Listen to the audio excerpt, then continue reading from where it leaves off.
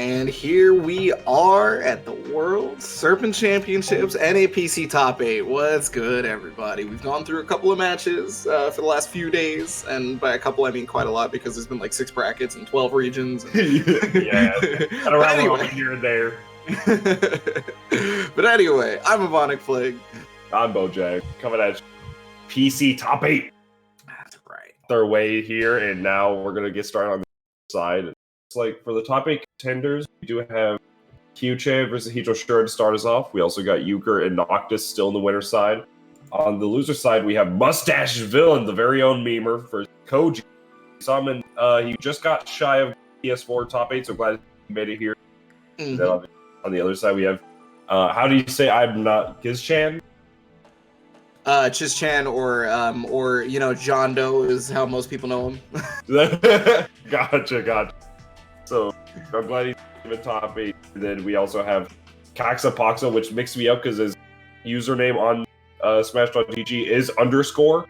It is just an underscore. It is not typed out as underscore. It is just it is just underscore. I was like, before this, I was like, wait, who's underscore? And we're just like, no, that's Kaxa. Oh, mix up.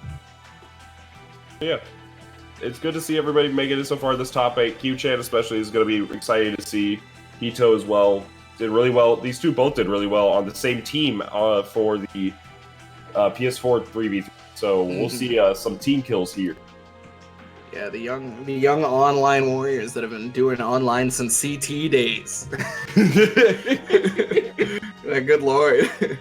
But yeah, Kyo-chan out of Oregon. I'm not 100% sure where Hito's from. But Cali. Cali? Okay, cool. Yeah, cool. I don't know North Cal or SoCal. The 12th Cali Lambda player? Like, yeah. Why does Cali have like 16 Lambda players? What's going on with that? I couldn't tell you. They have the BB Tag, they have Ragna. In this game, they have Lambda. There's so many Ragna hides. There's so many. But yeah, I guess they just have a niche, right? Like they just have a style, and apparently those are just the characters that fit their styles. I don't know. But yeah, so now it is a bit like, okay, I gotta, Bojack. Yeah. I have to ask you a question. Okay, yeah. Have you seen how many times have you ever seen this matchup? Mai versus Lambda. Mai versus Lambda. I think I saw it in a Steam lobby once between these two.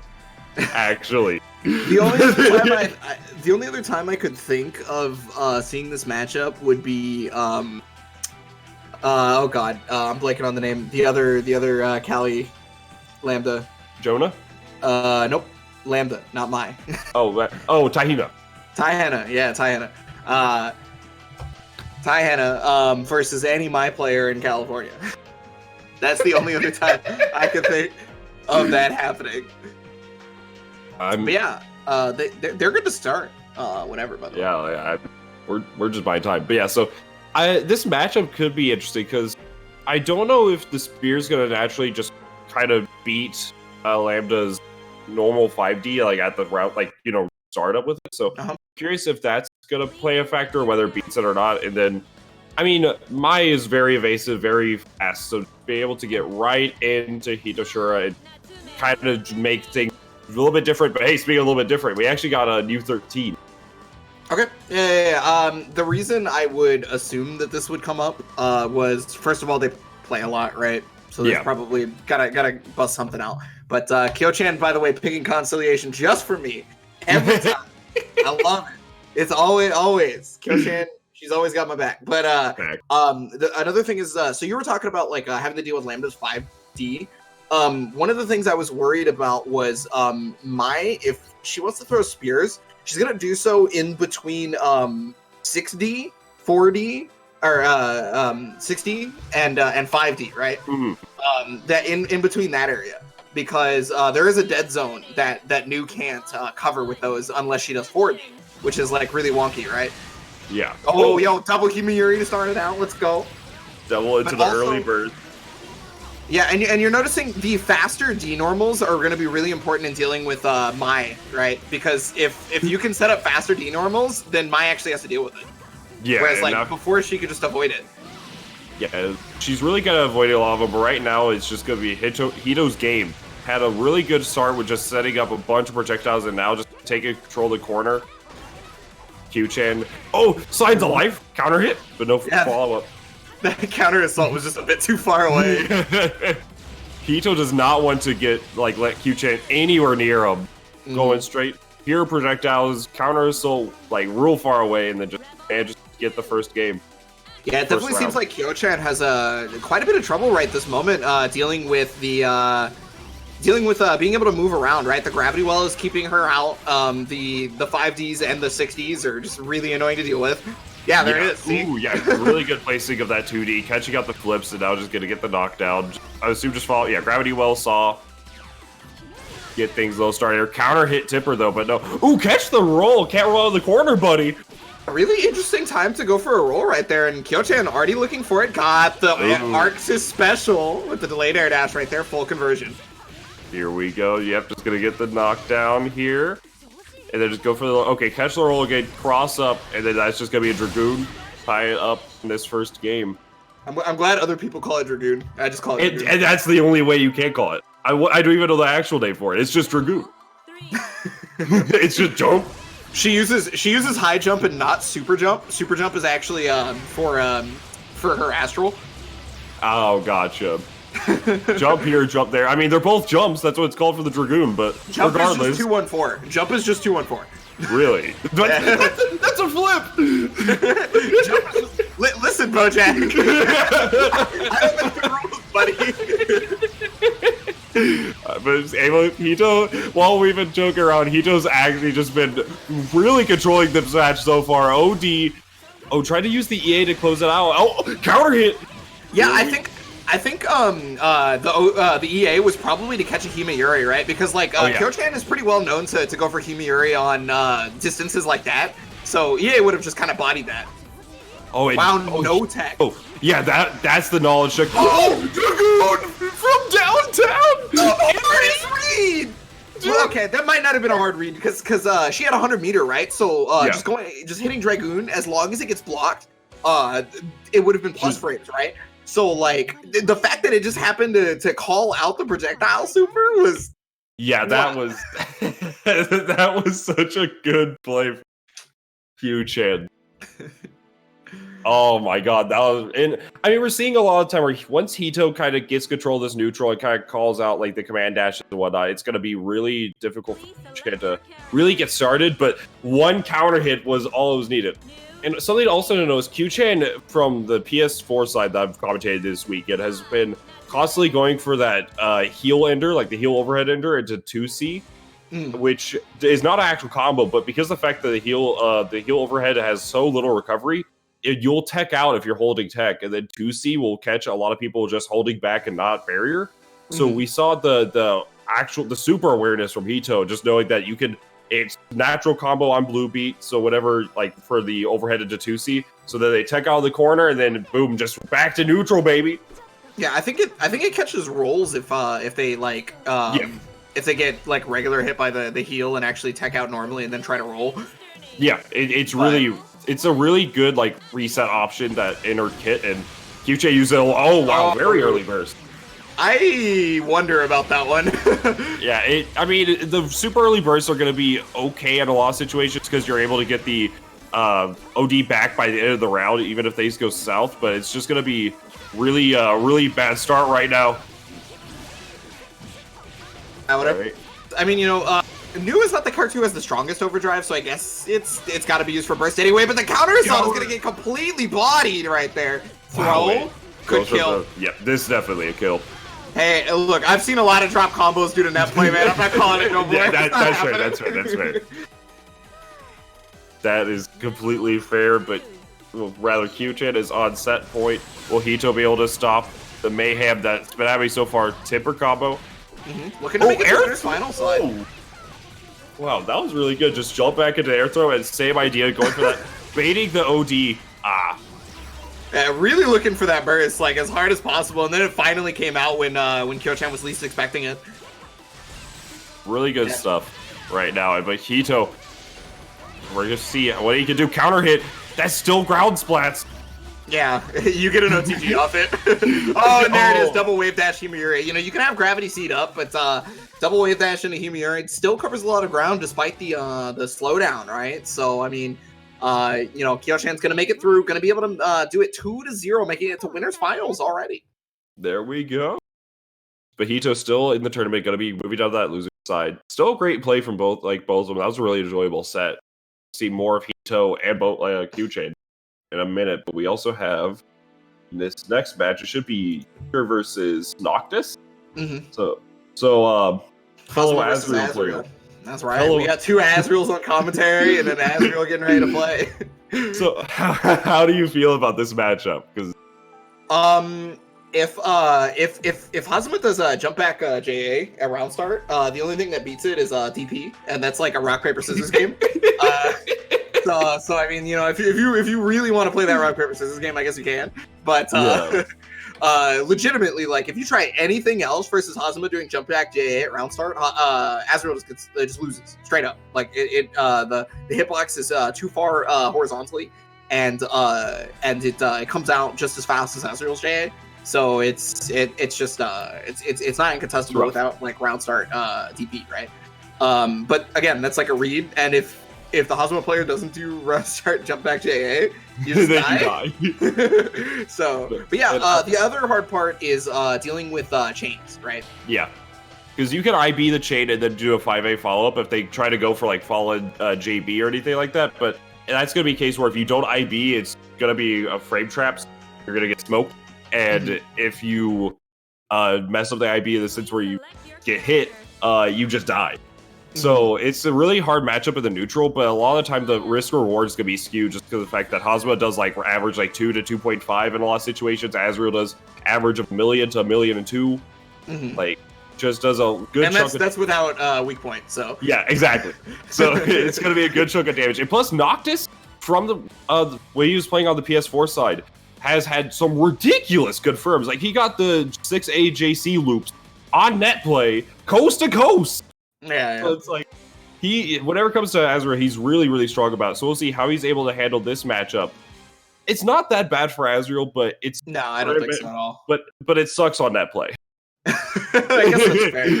One of the dynamics I think we might actually be seeing, though, is... at first, what's going to happen is Noctis might try and absorb the chains with Growler, right? And then this might make Euchre want to fake the spacing. The chains will like make Growler work, and then if Growler comes out, then can counter hit with a chain, and then then it becomes like the mind game of chains and Growler.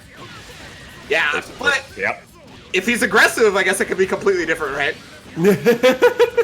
So gonna get the big start. It was a counter hit 5C. That's gonna be a ton of damage. Out of chains, couldn't escape the corner. Oh, that's a great OD! Oh, and the 3C! Alright, here we go. Gets full damage off it. Yep. No reason to go for the safe jump ender because of it's Hazama, right? What's he gonna do? Wake up invincible you? Yeah, exactly. Wake up Hotension. Not these days. Big hit here though. Yeah, this should be a kill for Euchre. Oh no, actually you can't. I was gonna say, how can he go to... I was gonna say, how does he go to Super, Bojack? What do you know that I don't? I thought he was going to do like 3C Serpent's Benediction, but that may have not been enough damage. Yeah, okay. Let's see now. So that was a very quick round for Euchre, but how will Noctis reply to this? Try to go for that 5B a little bit too... it would have called out the normal follow-up, but going for the alternating the chain follow-ups, really good stuff. Yeah, that's gonna be the hardest part. And that's always been the hardest part about fighting Hazama specifically, is like having to deal with chains. And oh my god, the Ungafunga. Oh, he tried rolling. So Noctis, you have to note that Azrael is so good at catching rolls, so he needs to be able to be ready to use like a 2A or a 2B to start catching Euchre for these rolls against Azrael. Oh wow, what is happening? Oh, here we go, counter hit. Okay, good damage. And right in the corner, triple 6A. Okay, he has RC. Just finish it off. Oh, that doesn't combo, amigo. I think he needed to do double 6A instead of triple 6A because there was just too much operation on like the timer, right? Like triple 6A seemed to be a bit much. It was either going to have to be triple 6A or it's got to be right there. You OD, you do like 5B Blackhawk. That may have also worked, but that also is still playing around with the tricky proration. So, well, good stuff. Oh, go ahead. Oh, I was just saying, good stuff to Euchre this first round. Like, there's a lot of good, like, whiff punish. Like, there's the whiff punish 5C on the 5C. Like, a lot of, like, just moments where Euchre's pressing, like, the faster, like, big counter hit starters and able to kind of skew this damage output a little bit more into Hosma's favor. I'm going to be honest with you, Bojack. I think Euchre was just hitting buttons. Yeah. I mean, look, Abare making the reads. He said, she said. Wumbo. So we'll I'm just saying. I mean, that was definitely a chain, like falling chain down into like the, I think it was like the drive follow up into just 5C. I love it though. I'm a big fan. Yeah, it worked, and it was like able to confirm from the biggest thing, right? If you're pressing buttons or you're doing some goofy stuff with it, and as long as you're making the confirms, that's where it matters. If you're just failing, then you're being a noob, as they say. Open that counter hit, JB. Oh, I love the decision right there, recognizing that the situation would not have been plus on Oki, so kind of just stayed there, right? It ended up not working out because you got like 5-8, but still. Yeah.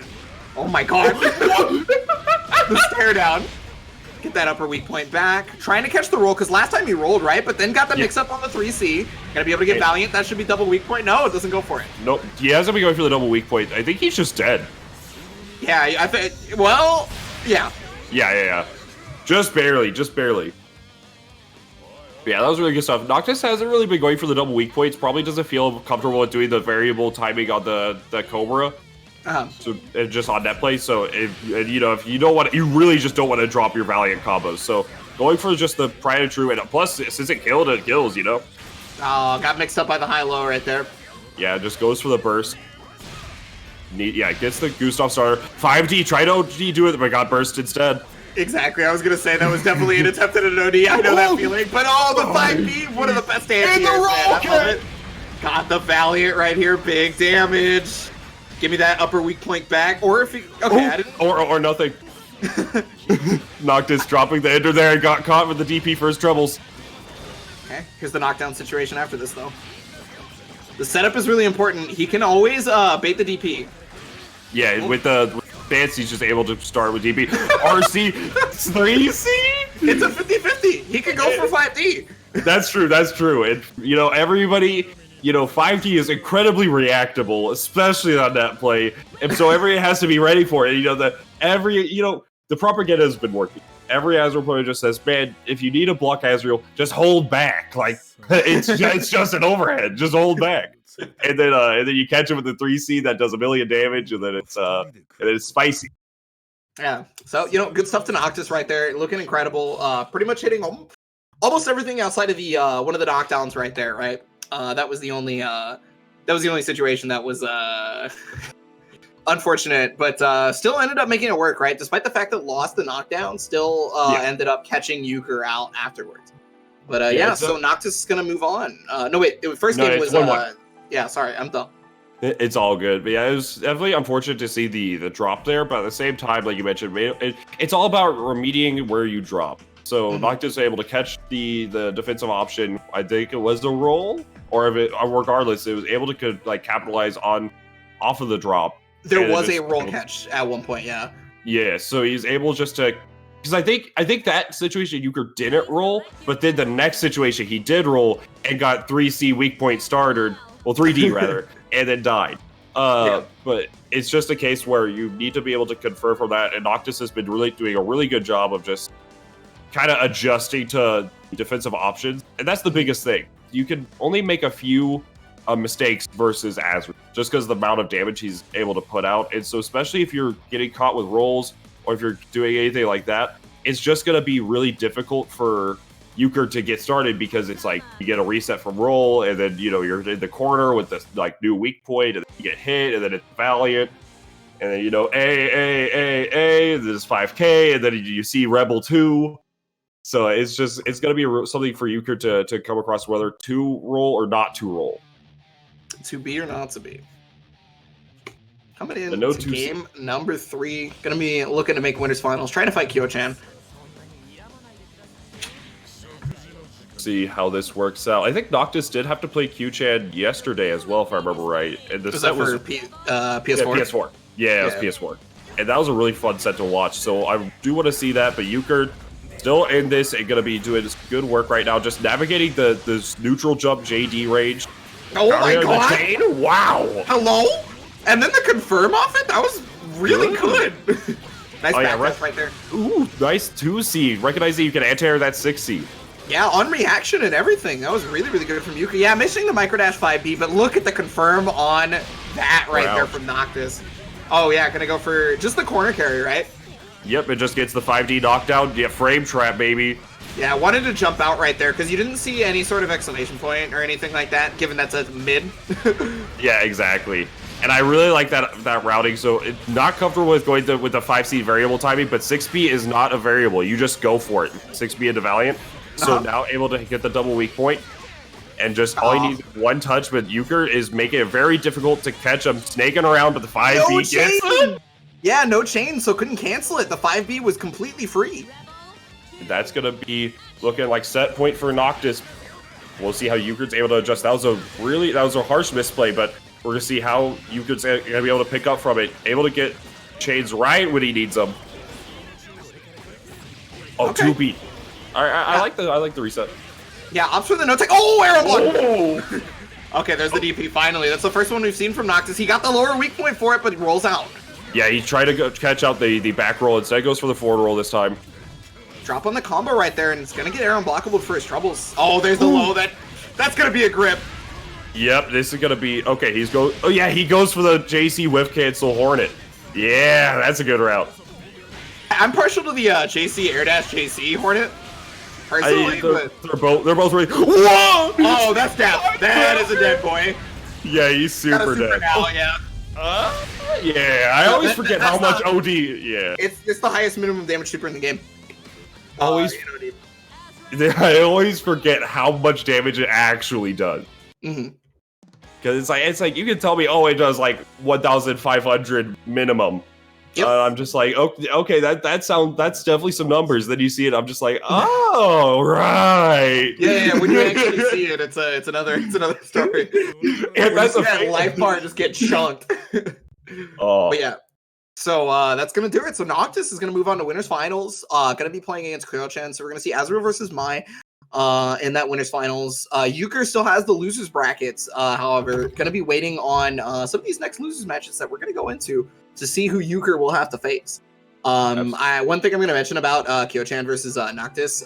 Kyo-chan, while her and I haven't played in some time, I feel like she probably understands the matchup to a degree.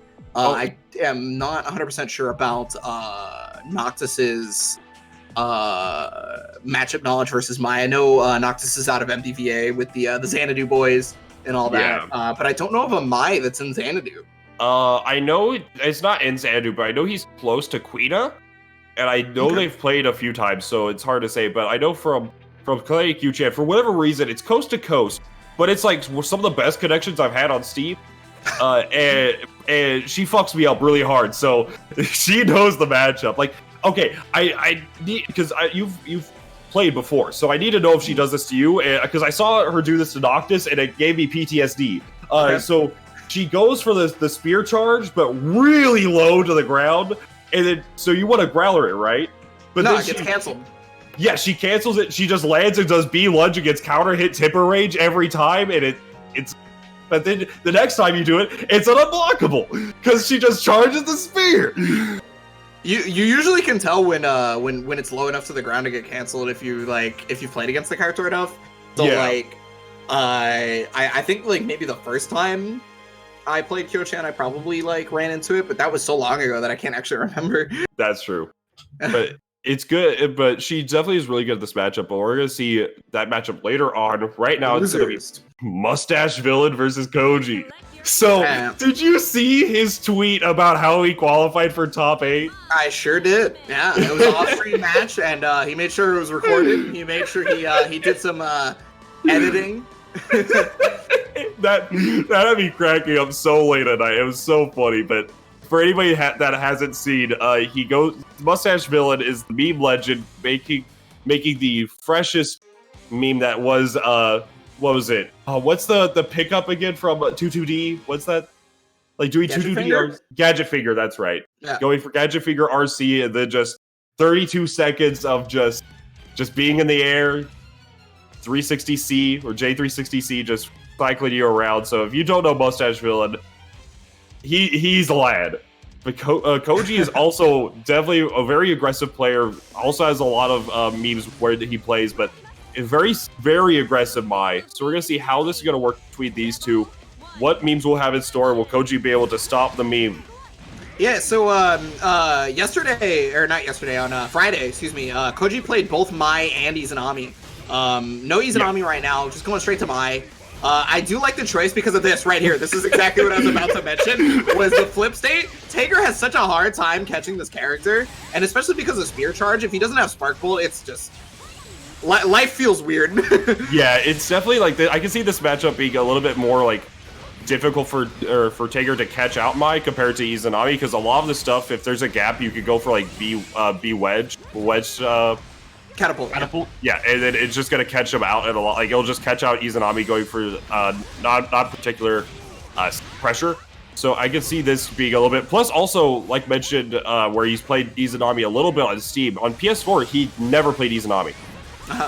So we'll have to see how exactly this choice is gonna be. Oh, catches the backdash. Tager has a really good backdash, so I'm kind of surprised it caught there. Oh, same side. Goes for the vertical lunge, gets the full combo from it as well. Backdash! Yeah, here we go. Buster. It's got 100 bar. See how it works. Yeah, okay, so what's the mix-up here? Goes for the purple throw, no purple throw. Get the timeout. I feel like it might be wedge catapult. Oh, Gadget Finger, okay. Oh, does it again. This shouldn't be enough to time out. Should not be enough, at least. Oh, no, he does have more health. I'm dumb. Yeah. There it is. I was right. It was wedge catapult. I was right. That's right. Yeah. And then so now Dragoon gonna get blocked. RC gonna force plus frames, but the timeout Tager. You'll love to see it. Yeah. Unless you're Koji. It's one of those things that's like you kind of have to do at certain points, because like what if Tager got the knockdown with whatever that was going to be afterwards, like after Gadget Finger, there's a chance that Mai would have got away and he would have not had the life lead and there would have been like 12 seconds left or whatever. It would not have been fun times for Mustache, but smartly going for the timeout rather, you know. Yeah, it's definitely like there's some options that Tager do off of like RC Gadget Figure that could like catch a lot of options that Mai wants to do, but at the same time, it's gonna like, still be another 40 seconds, and then you're still have to play this like Q neutral. But the empty jump low, gonna get started. Ooh, drops the input, but 360A, no. Yeah, I was looking for the burst right there. That 236C always catches me off being projectile volt, but now gonna be able to catch Mustache Villain. Koji did not like that timeout, making sure that is known. Wake up, Juicy! Yeah, that was to catch one of the JC options right there. Okay, yeah, just all right. I feel you with the throw. I get you. He was trying to go for a purple throw, but you can't purple throw somebody on the ground. But I really like the choice of just using the command dash to get right under Tager and then just go for the cross up. Dragoon gets the hit here. Flip. Oh, Demon. Oh. Yeah. Oh, I just didn't have any faith that it would hit, maybe. I don't know. But there's a lot of counter hit traits coming out. Luckily, there's no stun bar in this game. Oh! Yeah, absolutely. Okay, Himiyuri to push to the corner. There's the backdash, but yeah, no back to punish. No punish on the burst, though! 2C comes out of Mustache, and this is his chance. Drops the J2C. People's elbow, not with the people today, but we're going to see Mustache Villain. That's going to kill. Oh, drop. Wait, okay. RC. Yeah. Oh! And the confirm? Oh my god. Alright, what's the mix-up? Oh! Atomic Collider! Oh, but the burst, okay. Living on a burst. Yeah, lunge. Oh, wow. God. That's the mind of the grappler player with the big call outs. Sometimes you just have to like really understand like the player, right? Like yeah. as a It's grappler player. You have to catch on to what the player's tendencies are. Like, especially that's why it's really good to have these longer rounds, because none of these rounds have been like 80 or 20 seconds or 30 seconds. They've all been over a minute or so. So Mustache has had some time to kind of recognize that, okay, Koji likes to be in the air a lot. In this defensive situation, he likes to flip. And so just recognizing that, going for the Atomic Collider and just be able to get started, but just a little bit too short. But we're going to see them go right back at it. I'm sure this is going to go. We got ourselves a match. Yeah, definitely seeming like it, right? Especially with the way Mustache has been really fighting for it, because like it's been really, really hard to catch Koji, obviously. And then even when during the part of the set where Koji was not running away, when Koji was aggressive as all hell, it was really hard for Mustache to do anything there. But that gave the data for the reads. That gave the data for, you know, the atomic colliders and things like that. And it could slowly start to creep in the other direction because of. And the reason I say this is because of how close that last round was. Yes. Like, it's definitely a chance for Mustache Villa to really get started. If he gets a chance to really get started and just get like Koji in the blender, it's going to be really difficult for him to really just get out of it in a lot of these situations. But not looking like he wants a chance for that. Gets counter hit on that 5 CC. All right. Good call out on the notation there.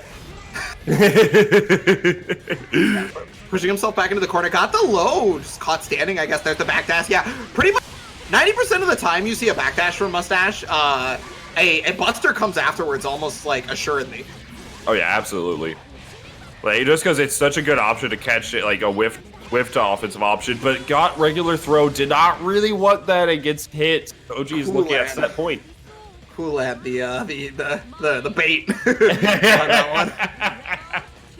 And he could have jumped a third time by doing double jump into flip, like. Yeah, it's definitely a little bit rough here, but now gets the unblockable spear. Tager not having a real great option to deal with that. Yeah, given that he doesn't have Spark Bolt right now, he just kind of has to deal with it. Tries to backdash it, but no dice. There it is. Okay, charge the Spark Bolt. Oh, wow. Yeah, great patience. Yeah, Koji recognizing he has Spark Bolt, just say, let me bait this out real quick. Counter hit 5A. Yeah, gets some magnetism under the belt. Counter hit, recognizing he wants to go for a button there. Oh, try to go for the reset. Oh, but the counter hit! This is huge damage! Oh, doesn't go for the loops for days. Oh, goodness, here we go. Well, yeah, it's gonna kill. Who needs loops when I can just kill you, I guess? That's true. Just all you need is one reset from that. No need to even mess with loops 4 days. Mustache staying alive right there, because remember, Koji is on set point, like Bojack said. Gotta watch it, yeah. And now we're gonna see back in the corner, plus frames. Even chooses to jab after it, but no dice. Yeah, some to prove to me your plus, right? That's kind of what Mustache was saying with that jab. Oh, Arcs is special. 27 jabs in But it managed to do a solid 1.5k. It could be very prorated, but it's all about keeping this business. No bait! Oh god, he took his burst. Oh no, but it's gonna require one more hit. We're gonna. Yeah, he was looking for Genesis. He was scared of the 720. Yeah, just regular throw. Girl? RC, will just burst it. Okay. Oh, a counter hit. That's gonna be it. Yep. So Koji moving on. Mustache Villain carrying that 7th place. Really, really enjoyable set from these two. You'll love to see it. Yeah, that was that seemed like really, really difficult to deal with. The pressure was so strong right there from Koji. Even the one time where he caught the dash up with a regular throw, it still seemed up until that point just like impressive as all hell. Yeah, it definitely, looking at a lot of it, Koji was just constantly was in control of the neutral, was in control of pressure in a lot of situations, mixing up his options, going for just the delayed air dash, like mentioned, going for just D-jump low, just a lot of options that Koji kept mixing in and mixing them up with that Mustache Villain just didn't have the answer for at the time. So that's unfortunately going to be the end of the Mustached Villain himself. And moving on will be Koji. And up next, we're going to see everybody's favorite character, Arakune, in Coxapaxa, versus the Lord God himself, Shiz-chan, Jondo, the man who helps with every event across the nation. Right. One of our sponsors actually here, one of the representatives of Chitin Books, here in the top 8. Here we go. So One thing I have to mention is that Chis-Chan almost never gets to play in the tournaments because he's usually helping either or running them himself. Yeah. So big smiles all around that he gets a chance to actually play, in my opinion. Yeah, no, this is definitely going to be good to see. You'll love to see whenever the bracket runners or anybody that's helping run the event actually get a chance to have like some good matches. But how does it feel to have your good matches or your first match of top 8 be against Arakune? Now, I'm not gonna lie, I like fighting Arakune. This character is so goofy, but it's gonna be a case where it's gonna be a little bit difficult, but Chis-Chan definitely has some options that can deal with Arakune a little bit, like plus hammer, the going for a lot of the standard bananas stuff. The banana, that's true. Actually, Arakune has a hard time dealing with that. And plus, because the cloud goes away on block now, like the bananas are just gonna be a good way to clear out that neutral a little bit and just be able to get pressure started. So we'll see how Chis-Chan can apply it against. I can't remember his name. I wanted to honestly call him underscore. Coxapoxa. Coxapoxa. There, thank you. I'm gonna constantly just be thinking the fact that he has this thing as underscore. Yep, real talk. Is this the New York Arcune? Is that who Coxapoxa is? Really curious. I'm checking. Oh, it doesn't have a Twitter on Smash GG. Never mind. Yeah, I'm not entirely sure. Do you mean like Tomato Blast or? Oh, actually, no. Never mind. Yeah, it is Tomato Blast. Yeah, that's the Boston one, but I'm not sure exactly where Coxapoxa is from, but still doing some work right there at Curse. All right, the party is starting. DP. Tried to use the DP right there, but just a bit too far away. And okay, interesting route right there on the Curse. Maybe thought they had a different set of bugs available still. More than likely, yeah, because it could be a little bit weird for a lot of the time where you want to go for the route, just because it's gonna be. Oh, does it go for the JD to secure the Curse? Instead, just goes for the mix-up here. Oh, right, shit. So I imagine, enhanced DP, gonna get the party started. Steals the corner, but no route. Ooh, but the command throw. Oh, wake up 5A. Yeah, it's such a strong defensive option for Arakune. If you don't have a if you don't have a true media going on, he has one of the better 5As to wake up with because the risk reward is so heavily skewed in his favor if he gets it. Gets a full curse off of it, right? It's also, if I remember right, like 5 frames, so it's still going to be ridiculously fast. And if you're gonna like, you just have to be so aware of it. And if you get hit by it, you're at like 75 curse meter for a regular confirm and 100 if you go for the hard stuff. So we're going to see how Coxapoxa is going to be able to do this. Chis-Chan is already out of an OD, and now they're kind of just running around. Oh, but the confirm. Oh, missed 6D on that one. I guess hit 40, it looks like? Yeah, it looks like, because, I mean, if you have, what was it, 2D, 3D, 1D, so there's going to be a lot of options, 60, 40, so we're going to see exactly how Coxapoxa is going to be able to come back for this. Uses his burst. Only has a little bit of curse to his name, though. Counter hit on the ball. And we have Chis-Chan with full stocks, or what was full stocks. Just wanting to use the durability of that projectile, get things started. Whoa! That was a really good starter if the rest of that connected. All right, let's see. Coxapoxa, I like the way he's playing this air game, knowing that he wins a lot of the air-to-air neutral. Just playing this super slow, super steady. Doesn't look like he has a life lead. It is very close, though. Yeah, really that should be it, yeah. Oh, yeah, that's a big hit. Oh, wait, I think that was actually a reset on that one. Oh, yeah, it was a reset. But does it go for the curse yet again? OD comes out. Got the hit. Good damage. Oh, reset into hammer. What a gorilla. Okay. Too far. Super. Too far for the super to connect. Oh, counter hit from the yeah, he got the curse. 6A. 5C, give him away. Are you serious? Did you 5C that early? Did you know? Like, that was so early. Yeah, that was a lick from another world. What an incredible choice right there from Coxapoxa, taking the first game. Yeah, so, you know, I wonder if the idea for Chis-Chan to use OD early on to get the stocks is kind of coming back to haunt him, because if you notice the way that Chis-Chan is playing, he's running away and he's getting stocks back anyway. He may just be able to get the stocks regardless of ODing at round start. Yeah, but in a lot of these situations, I would say in a lot of these situations where Arakune, you have a lot of the situation where they're both kind of like interchanging which corner they're in. So while Chis-Chan is running into the corner, if they just want to like super jump and then just start charging that drive and get the stocks on deck that way, and then that way you're saving your OD for either a curse confirm or anything like that. And it's just going to be saving yourself from dealing with the mix-up. But we haven't seen Coxapoxa really go for the more traditional, like, invisible rocket, a left, right, high, low, north, south, east, and west mix-up. So we'll there was definitely no Weast mix up on that one for sure.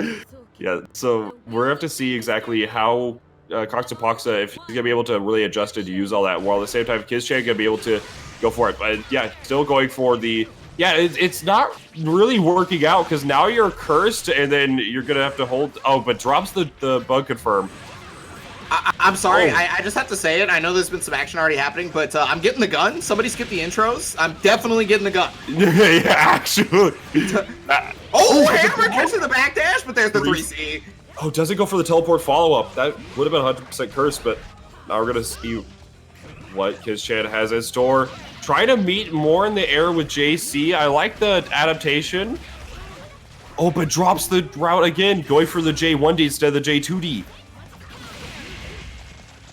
Oh, okay. No punish on that, and then gets the curse, yeah. So only one stock available for Chincha. He's got 50 bar, but yeah, he has to deal with guard break plug and doesn't barrier it. Yeah, that's a big misplay. You have to, whenever the moment curse happens, you have to be ready to barrier once you see that bell bug. Even if you don't see it, you just need to start barriering a lot of stuff. Uh-huh. Counter hit confirm. Oh, the crispy, the hard stuff too. Yeah, delayed just good enough. Okay, here we go. Invisible time. There's the wombo. Yeah. All right, that was the Weast. Where's the yeast? Oh, Bellbug just rock hits 5 A's to. There we go. Swipe the credit card, blocks the overhead reset. Gonna RC that was to not that was not the stock version, so it's not plus, and that's gonna allow for the Abare. Oh no! Oh, and that's such a long super animation. Half of his curse meter is gone, and the 3C follow up. Yeah, that's one of the classic. I want to beat the back setup, and now you got 10 push-ups, my friend Coxapoxa. Oh my goodness! Signs of level 5, Shan. The Tsubaki ball. But 3C connects. And that's going to be Coxapoxa running away with the set. Really good play. I liked a lot of the confirms that Coxapoxa was doing, but great play for Kizchan as well. You'll love to see it. Ooh, that was good. That would super strong match from Coxapoxa. As the match went on, I noticed that Coxa got a little bit more warmed up to the point where it was a bit better on the confirms and a bit better on the closing out of mix-up situations. Because like before you mentioned like, oh, they weren't doing, the invisible left rights or whatever. And then, the least mix-up. Yeah, the Weast. Like, you got to set your compass to Weast, otherwise you're not going to know, right? But yeah, like you mentioned, able to really kind of solidify himself and say, okay, I'm getting the feel for the connection. I'm getting a feel for how I should play this. I could go for it now, and it worked out. But just like it works out, if you check out that link right there with ! charity, go help this fight against the COVID-19. Not everyone wants to be locked up in their rooms like we are right now. Mm-hmm. Some of us want to go back to work if you really want that. But maybe you want to go to these tournaments, you want to hang out with some friends, whatnot. So definitely check that out. If you got some spare change for that stimulus check, make sure to drop it in there. But yeah, make sure to check that out. Make sure to check out the sponsors as well. We'll be getting into the slides at some point during the presentation. Mm-hmm. Thanks for tuning with us so far. It's been some good CF. As always, CF never really disappointing. Never, ever in my life. I know we always say... Except for that one time I lost in tournament. That's it. Except for that one time we had to watch the 3 Azrael bracket against Elion and Frosty. Oh, I forgot about that. That happened. that was like, I wasn't in that bracket, but every match I saw against I was like, oh, he's fighting Azrael. Okay, I was like, Elion's a homie, but I'm just let's go. I'm pretty sure I might have been one of those Azraels, but I'm not sure. You were the last Azrael he had to play to get into winners finals, if I remember that right. Because it was like round 1 Azrael that played my color, so I was rooting for Elion in that one. And then the other 2 I was rooting for the Azraels. Sad boys. Yeah, but that's the only time Blazer was disappointed. But that was just because the homie won against the homie of the character. But I love me some Elion. That's my son. Yeah, I'm a big fan. Dude, he's such a character, but was not able to enter these tournaments sadly. But we're gonna see, but to really go off of that, we say a lot of the time like, oh, that's some good ass Blaze Blue, or like anything happens from there. But they never disappoint. But even on the even net play wise, these top 8s are not disappointed. Absolutely. I mean, never gonna. I don't think. I don't think it's ever gonna disappoint at this point. Like Right. we had Izanami win Arc Revo finals, and that was still hype as shit. Like, Right. the actual darkness. that was such a good and set. it was so dope. Like, but what's also really dope is that if you guys want to stick around, check out this video. We're gonna have some ads right after, so stay tuned and keep watching BF.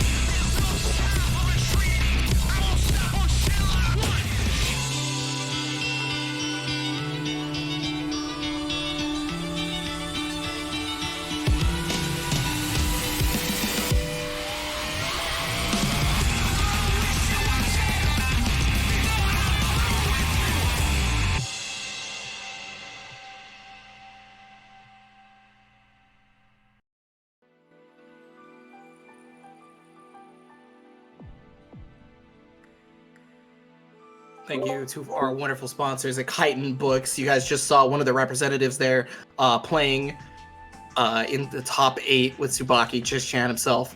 You guys can go to chitinbooks.com to check out what's going on with the manga that they're representing. And, winners of the events have been receiving manga and things like that from Chitin Books. So big shout outs to them. Thank you so much. Yeah, and with that, you also can check out Shootout Store, offering 25% off all Blaze Blue merch. Use the code WSC2020 to get that discount and get some good posters to decorate your room during this crisis. Get an Asriel charm while you're at it.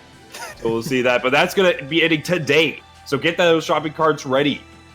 Yeah, another thing ending today is actually going to be the World Serpent Championships.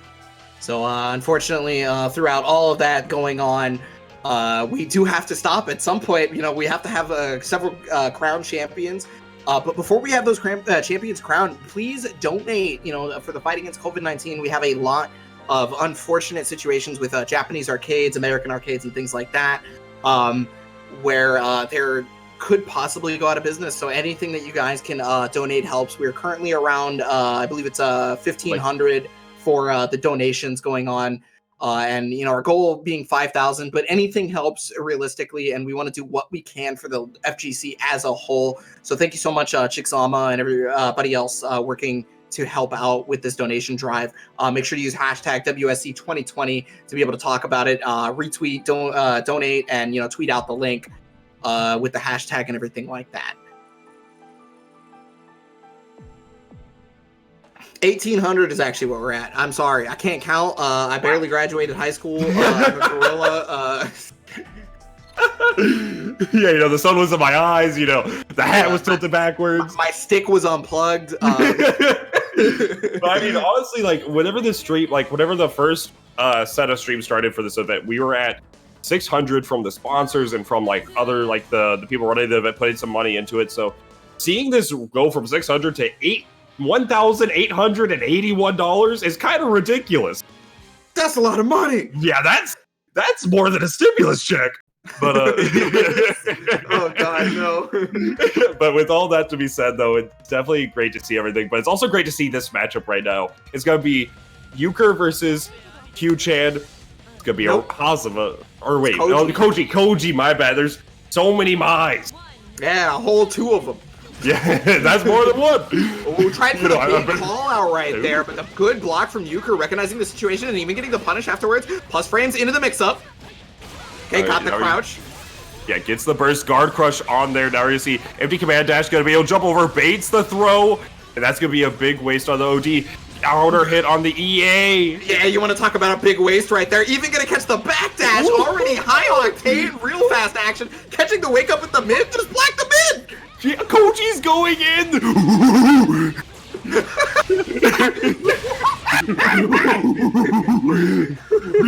Me hit plus frame overhead. Me control. Let's go. Already with the big air throw start. Yeah, you know, Euchre has pretty much gone to jumping at round start, I think, every single time. I can't think of a single match that Euchre hasn't jumped at round start. It's a very common thing to see, especially with the anime games, just because of how strong the defensive options in the air are. And so going for the overhead, though, gonna work out. And let's see. Oh, just using the projectile invincibility from 2-3-16 just to be able to work out both the whip throws. Oh my god, the big 2C to catch the change, the backdash, again getting hit by the flip, and this should kill. No, big drop, and then another overhead. Okay. I don't even know if that was a purpose drop. I think he just wanted to send a message. I got nothing on that, man. I got no reads. I got nothing. I think because he's got that confirmed so many times. I think he's either trying to send a message or he wanted the clock to end at a very nice time. So nice. So that was a very, very, very aggressive start from Koji, not letting Euchre get a chance to breathe.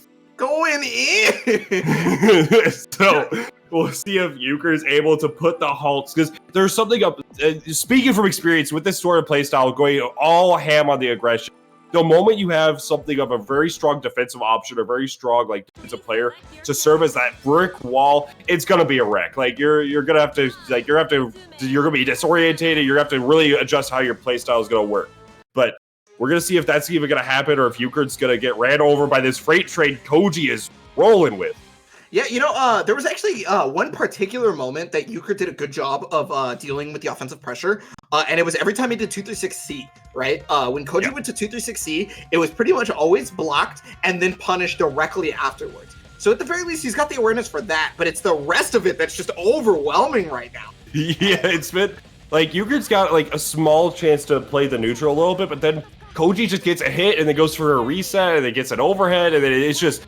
It's a lot of wumbo, but we're going to see if he's going to be able to change it back to mumbo. Yeah, definitely got to set that belt into the correct settings. Oh, okay, not going to be able to punish on that one, but just getting too far away. And what's really good about this for Koji is he's wasting those chains. He's wasting the chains. He's wasting the burst. Right at the start, but the invincibility working out for Euchre. The vertical dive this time, not ready for it. And Euchre going to get sent to the corner. Roll caught. Empty command dash? It's really surprising that in the year 2020, people are still rolling versus, like, clear setups. Oh, here we go. Gets the counter hit. Well, not even the counter hit, the crouch confirm, rather. Uh-huh. Oh, okay, got the tipper, but to a... can't get anything off that. Oh, plus frames from the dive. Now we're going to see face the throw, but did not work out. All right, out of the corner, into the spears. Oh, 5A whiffing, counter hit in the air, so no tech. All right. Unfortunate for Hazama that it's not able to be able to combo afterwards if they catch in the air, despite it being counter hit. Oh, got mixed. Every in this chat room got hit by that. Holy moly! Gassies on that, finishing it off with the Dragoon. All right, set point for Koji, and I mean he is again still overwhelming as all hell. Yeah. Okay, finally a big chain hit. Yeah, here we go. This is the first time we've seen Euchre get started. Will he be able to keep the momentum up? We'll have to find out. Gets caught with a no tech, not able to combo from that, like mentioned earlier. Running it to go for the DP, but too high up. Vertical dive! Oh, and that hit so far behind! Yeah, for Koji that there was just no dice on the chain, but I mean, he's gonna get his first troubles right now. Euchre's gonna at least have a meaty setup, but there it is. That is something that Mai can always do if you just directly try to go at her with the chains. Yeah, it's something like just generally having really good anti-airs is gonna be a good option against. But the read! Oh my god. Having a good anti-air, goddamn! Right? Dude, oh my god. He has Titan books he's reading right now. Nothing is ever stopping! Alright, but now I can't even breathe! The dive! Yeah, this is just constantly something overdrive based with the JC, and that's gonna take it. Dude. Wow. Koji with the relentless pressure. Great play from him. Euchre was not really able to get started.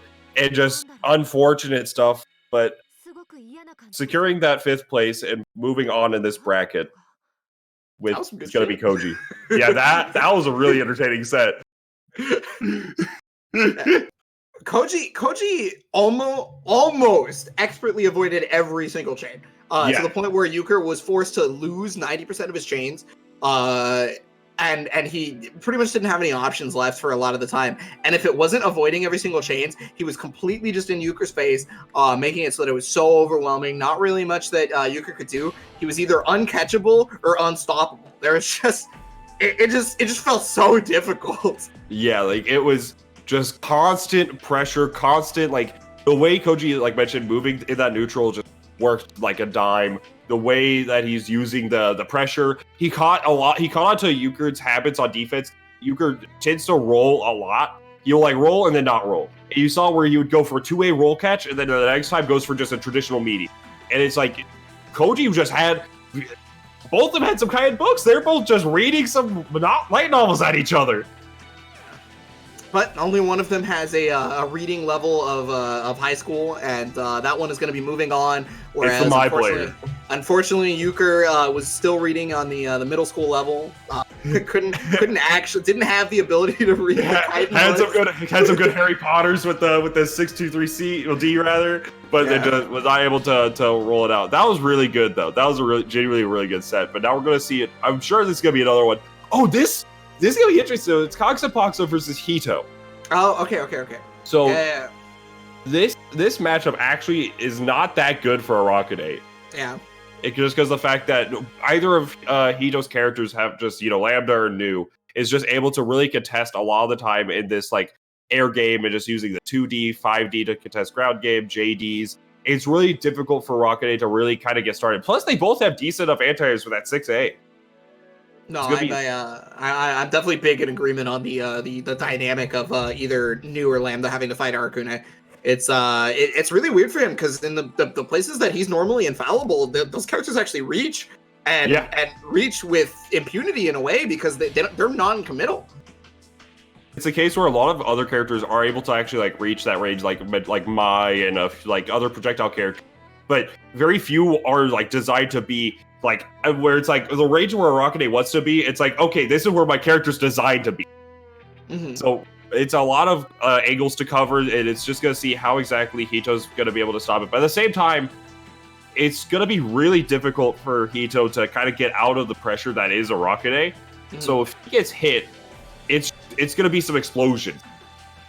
It's going to be a lot of the Weast mix-up. It's going to be a lot. We're going to see if Coxapox is kind of warmed up from the last set, going to be able to get things right off the bat with the invisible overhead or dash through. Let's see. I'm curious to see. Yeah, I just don't know if they have a compass that can be set to Weast. It's really important. If their compass can be set to Weast, they can block the mix-up, right? But right now, exactly, because if Hito's able to set it to Weast, but it's also up to the fact that if Coxapoxa right off the bat is going to be using her traditional compass, or if he's going to be using the Arakane compass. Oh man! But it looks like we're having some technical difficulties trying to get.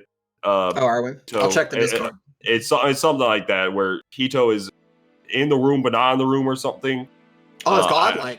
Yeah, it's crazy. I don't see them in the room at all, actually. So we'll see. We'll see how this is gonna work out. Coxapox has been in this room like 3 times now, jumping in and out. Yeah, just practicing his combos in between loading screens. This is mad weird. Hito's like, I'm in the room, but not in the room. We'll see. Oh, there's Hito. I see Hito. We got it. All right. Now it's just gonna be down to Coxapoxa getting back into here. Is that even possible? Started. Find out on this episode. This episode of World Serpent Championship. Yeah, it's like a Netflix series. It only comes in seasons, so you guys have to wait till next year for the next season. It drops a whole season in like 3 days, and it's just like, all right, see you next time. And it's like radio silent. It's like a whole year until the next one. Yeah, but okay, this is actually something I don't know for sure, and I'm curious to see is the fact that if Coxapoxa gets started and like starts the mix up and whatnot, Lambda has a reversal. Frames 1 through 7. Frames 1 through 7 in bold. But it's only frames 1 through 7. So I want to know if it's able. I don't remember if it's the startup is the same as startup frame 7, if it's going to be able to like trade in either one's favor, or like what the interaction there, if the bugs just stop it outright. I need to know what's going to happen. I'm getting the gun. Coxapox keeps giving me intros. You gotta get your advantage anywhere you can, and if you can't block the 6A offline, you super can if you skip the intros. Gets the confirm, but to use to jump back instead, not gonna be able to work out. Okay, got the hit right there with the 2D, but wasn't able to finish it out right there. Yeah, trying to use the 6D as well, but there's the teleport. Smart from Coxapaza, forcing the burst. Yeah, there you go. You don't want to eat anything, especially if you're already at like that 30% curse gauge. Any confirm is gonna do it. Oh, goes for the blue beats. Catching the no tech right there because you want to take everything you possibly can, especially as Lambda. And yeah, there's the guard crash, forcing the burst out of Coxapaza. Still getting hit with a 2C. 1,000,003 active frames. Oh, there it is. Yep. You love to see it. 6B counter hit. This is actually a good chunk of damage. Yeah. Doesn't have a bar to do a ton. Finally built the 50 meter, but I mean, hey, 2.8. Oh, that's going to finish it off. And the confirm from that. Crispy. Mwah. Oh, goodness. Looking like some Kane's chicken out here. So we're going to see how this is going to work in the game, too. Coxapaza did not really get a chance to get started. Has the OD advantage to start things off, but 2D going to set things right. And no full combo. Gravity roll. Got another one. Yeah, unfortunately, that is going to drop again for maybe the 80th time. Gotta get the hit here. This could lead to full curse. Let's see it. All right. Yeah, this is absolutely in the corner. It's the freest thing. But not if you use the pinwheel a little bit too late, you're gonna be able to send them out of the corner, and then it's just you have to force a different mix-up. But works out right now for Coxapaza. Oh, but Hito successfully managed to block his way out. Oh, this is gonna be another curse. Curse. Man, one touch curse. This one. Okay, one bow mix up. There it is. And yeah, takes the corner, and even using the barrier to bait the burst the entire time. Got invisible right there. It's going to be able to block the legacy edge and finishing it off. Good stuff from Coxapaza. Really getting things started on his side of this round, but we're going to see who's going to be able to, if Coxapaza is going to be able to get started in this game 3, or if Hito's going to just play this neutral the way he has been. Bro, 2D with Lambda seems like the biggest sadness, because like it's dropped every time. Yeah, it got hit by a spider. It got hit by a bug. It misses every once in a while. See, it got the 2D and then no conversion. Like, that seems like such sadness. I don't know if that's Hito missing the hit confirm or if it's just like not actually how it works. I don't think it's possible at that height. Like, that's what I'm starting to think. Like, gosh, so many JBs to like come here, I'm coming for you. Yeah, just okay, lifting his skirt, just showing the spines. Oh yeah, it doesn't actually. Oh yeah, it is actually too high. That kind of sucks. All right, but this is 100% curse right here. Okay, but drops the route. He's gonna take the no tech blue beat on that. Now he's got a block backdash using that Murakumo movement. There we go. Blocks the 6C, and yeah, good stuff. Hito gates of Babylon have been opened. Oh, but no fall from it. Usually going for the overhead or low mix up, but just gets caught jumping. Oh, but the drop. It's looking a little bit chunky right now. I love the use of DP to be able to get out of the 3C situation. Got the hit thanks to I think what Coxa like assumed he was getting the 3C, so probably kept hitting the buttons. Got a counter hit, finished it off right there. Hito. Yeah, that was a really good start from Hito to be able to get started. But the biggest thing I want to see from adjustment from whichever side is to not press your respective button of choice to use confirm and let these intros rock. It's a looking a little chunky in that last one. I'm getting the gun. Yeah, get the raid can, get the gun. This is what I said. Like in game, you can perfect me, you can purple throw me, you can disrespect me, you can chop my leg off. But if you skip the intros, that's when I get offended. Right. So that's when I get offended. So so every player right now, you have the controller right here. Set it aside. Just don't even consider it. You see this? You gotta let it synchronize. All right. You see how slow it's moving? It's synchronizing. Yeah. So you gotta keep. No. No. Why do you have to be like this? Got him, coach. Oh my goodness! You gotta let it rock afterwards too. Did you see the threading of the needle right there? Barely dodging the spider. That was sick. Yeah, that was really good stuff. Now we're gonna see if that's gonna be started. And Hito's now on that good life lead from the interaction. Gets a little bit cursed to his name. Oh, but this I think that was Saw that just got caught. Yeah, there you go. Forward D a little bit for his troubles. Burst does not want to interact. Oh, running right into him. Yeah, trying to use the OG party bug to get something started, but gonna set up the Gates of Babylon. All right, gonna get the full combo here. This should kill.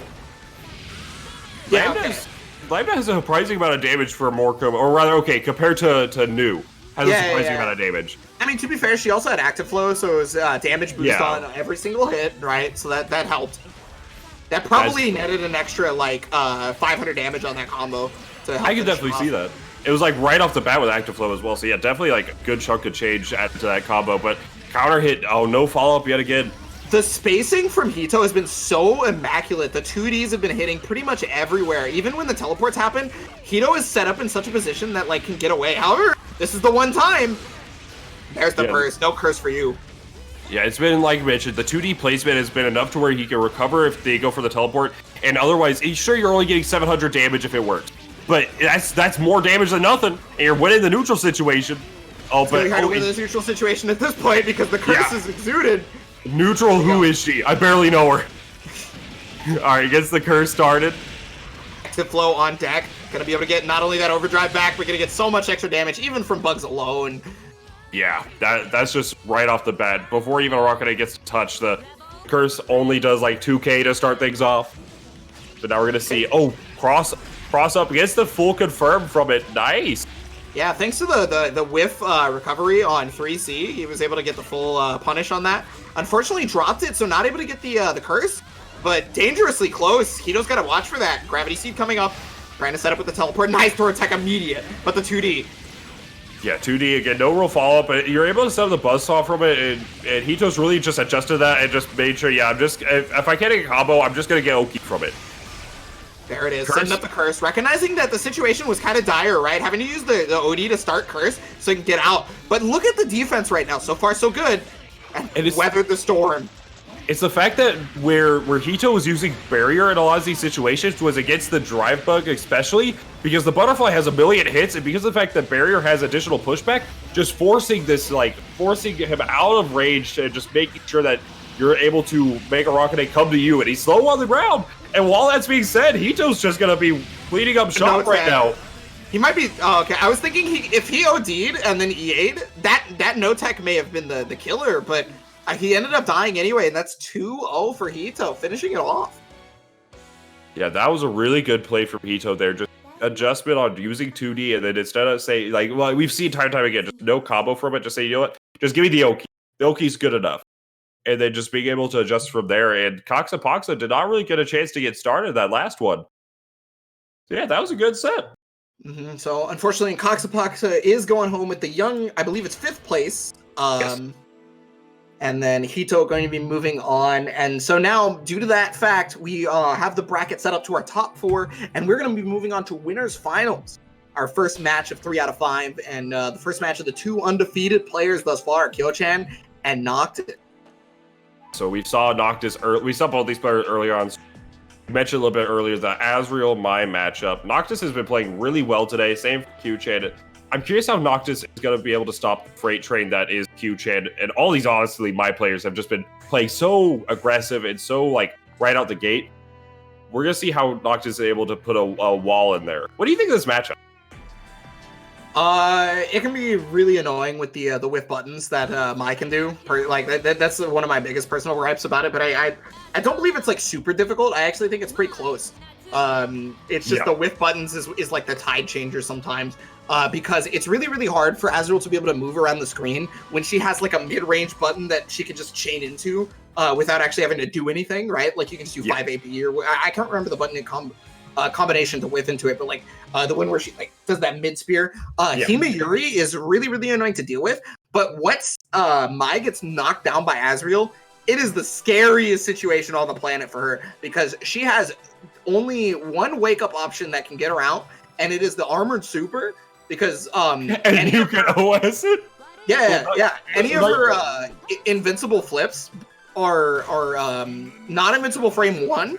And even if for some reason you mess up a meaty, Azrael's normals mostly have really long active frames and catch it after the invincibility is over.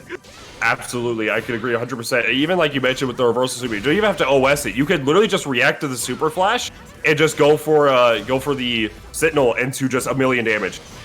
I really like right there. I like the placement of Noctis's buttons right now. Just being able to contest a lot of like this like low air game that Q-Chan is showing, but right now started here. It's the knockdown here, Kyo-chan, making sure to back up to be able to bait DP if it comes out. But yeah, look at that. All right, good. Good dive kick. Block. Counter hit trade. It was instant block, so I think Kyo recognized the frame advantage, but there's the 2C. Yeah, that's another big thing.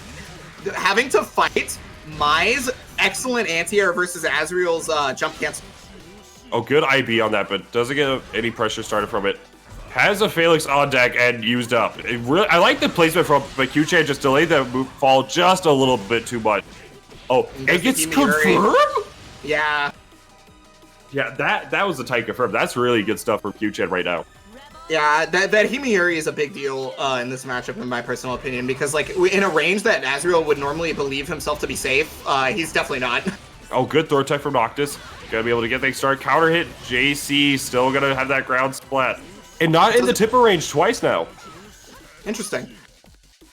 Oh, no anti-air right there. Opts to backdash, and that's gonna take a ton of damage for it. It's got over like the burst, but I think that's gonna be safe for the next thing. Oh yeah, try to recognize that Noctis. Be ready for the burst bait. The soul was taken to end the first game. Yeah, real strong play right there from Kyo-chan, recognizing exactly the kind of situation, because Noctis had taken so much damage from the previous 2 combos, and he hadn't already used his burst. It was pretty much that was pretty much one of the only spots that someone would use burst at that point because of that, because they were going to die otherwise, right? So yeah, it's honestly like a checkmate situation, because you can honestly just go for it, even if you wanted to like just delay button and then you get like a falling overhead low mix up from it.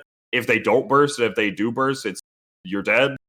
So it's a really good play from Q-Chan there, good recognition. But Noctis has been playing this a little it's just the lack of anti-air, like mentioned earlier, and then just a few situations where you get the hit and then just not able to fully confirm from it. So I like to see there's a little tightening on the confirms from Noctis, but so far this is looking really strong for both players. Yeah, definitely going to be hard. One thing I've noticed is that Noctis also hasn't been pressing buttons in the air-to-air situation. So when they land, usually Kyo-chan ends up winning out in the exchange of pressing a button, because Azriel traditionally has slower on startup like buttons, right? So whereas like Mai's got like a 5-frame 5A, she can just kind of hit that. So if they both land at the same time, she's going to win if she presses a button over Azriel. Yeah, there's all cases where it's just going to be Noctis has to find the places, like his button placement, really like in these tight situations. Nice cross up on that JC, gets the restand, counter hit. Oh, no fall from it. It just flips out. All right. There's the flip right there. Yeah. See that she has so many great options versus delayed air dash jump cancel stuff that like it's really hard for Azriel to continue offense in a lot of situations. Yeah, and now backdash gonna get called out, and the California burst. Yeah, come back on. Yeah, definitely coming back to haunt with the Cali burst for sure. That confirm was ridiculous. So good right now. Yeah, that California burst is gonna be. You gotta believe in it. If you gotta believe in your burst. And that one, it just did not. See, the tipper confirmed from the. Oh my goodness. Yeah, Himiyuri is really hard to deal with. Yeah. It's the fact that Himiyuri is really hard to deal with, as well as like Q-Chan's execution on it is like superb. Yeah, definitely strong spacing, getting in tipper a lot of the time. Oh, that's a setup, and the TRM, or that's not TRM, it's throw counters, so still untackable. Personally, I don't count those for push-ups. Yeah, no, that's fine, that's fine. Because like they could have reacted in tech, but we'll never know because it's impossible. Yeah, because we were pressing buttons. Yeah. So we'll see, now it's 2-0 right now. This is winner's final, so it is 3 out of 5. And Kyo-chan looking real poised to take it. Yeah, like in all honesty, like if like Noctis has gone into this undefeated, and right now he's got to like take a second, roll those shoulders, and just breathe, because this is just needs to get like really needs to just get into his groove. Otherwise, it's not looking good right now. Yeah, definitely the mid range has been a very hard like to contest situation, but mostly the close range has been the big points of contention, right? Getting like hit when he's trying to move, not recognizing that he can't really do the air dash mix up versus Mai. because when you jump cancel a normal and try to air dash, Mai is either going to backflip or she's just going to 2C. Okay? And that should cover most things. 2C is the more dangerous one because if you jump cancel and jump back, 2C then can then be punished by Gustav. But if she just backflips, a lot of the time it covers more than one option, right? Because but I believe by the time that Azrael can JB or JC or even JA after an air dash, she should be able to block if I remember correctly. Yes, that should be the case if I remember it right as well. But it's gonna see if Noctis is able to take a game and kind of get things the momentum shifting in his favor. If Q-Chan, the undefeated queen of net play team, will be able to go into this grand finals winner's side. We're about to find out right here, right now. How will this play out? How will Noctis adjust to the pressure that Q-Chan is putting out? Let's find out. It's gonna have to do so 3 games straight. Got the fatal counter on that, but no conversions. Gonna get knocked down here at least. But a little bit too late on the Gustav, not being able to get the follow there. Counter hit, recognizing. Yep, good. Oh, gets caught. And the confirm. Yeah, no challenge on that jump cancel either. Try to use these 60s to test out this low range that Q-Chan's kind of put out. Anti-air jab. Yeah, she's got a lot of great normals for that. Dealing with the 60, dealing with jump normals. Gonna be able to get knocked down here. Yo. Yeah. Oh, not actually baiting the DP. Yeah, this is the first time that we've seen the DP from Noctis this set, so was not ready to bait it. Oh, and the California burst again. I mean, that's not a California burst, but I mean, it's close enough with the follow-up Dragoon to seal the deal there. Wow, that's going to be a really common option from Kyo-chan if she has 100 bar, right? Is to double wave dash into Dragoon because it tracks, right? So the idea right there is going to be as long as she makes you block it, she's going to RC and get plus frames. One of the hilarious things about it is though Azrael actually punishes that for 6k double weak point if they know about it. So it's really good, but it's a case where you have to be on the ground to get that big punish, and Noctis has been caught out time and time again in the air. It gets caught out right there, and that's going to be a perfect to close it out 3-0. Moving on into winner's side grand finals. Q-Chan, yeah, holding it down. Incredible. 3-0 real quick, holding it down for Oregon.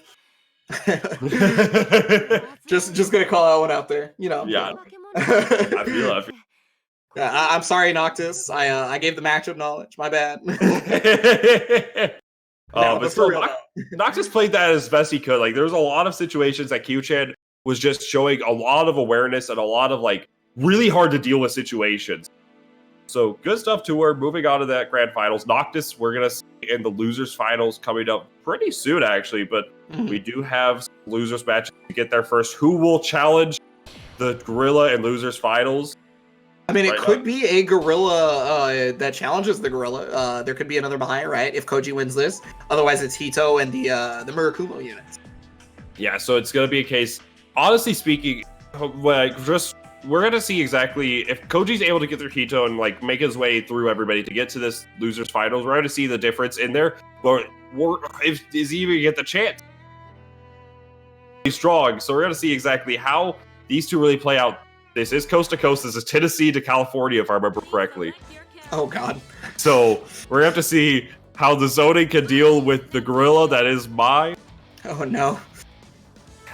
So this we talked a little bit about this matchup earlier, and we saw it in effect with Q-Chan and Hito. So Hito, I'm sure, just wants to really show, yeah, I can control this matchup. Let me get back into it. Or if Koji's gonna even let that happen. Mm-hmm. Yeah, it's really a matter of dealing with projectile invul flips as a character with a lot of projectile attacks.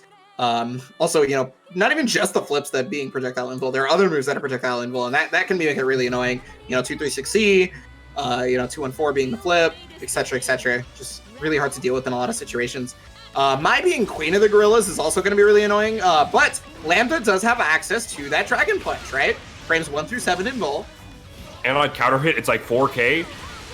Oh wow, good fatal counter. You have to break that. Good call. 4D connects on the spear toss. Command dash. Oh, it got called out. Only 7 frames invul. That is the weakness of the DP, however, is before it attacks, she is no longer invulnerable. So a lot of the times, whatever your setup is, or even whatever your challenge is, can stop her anyway.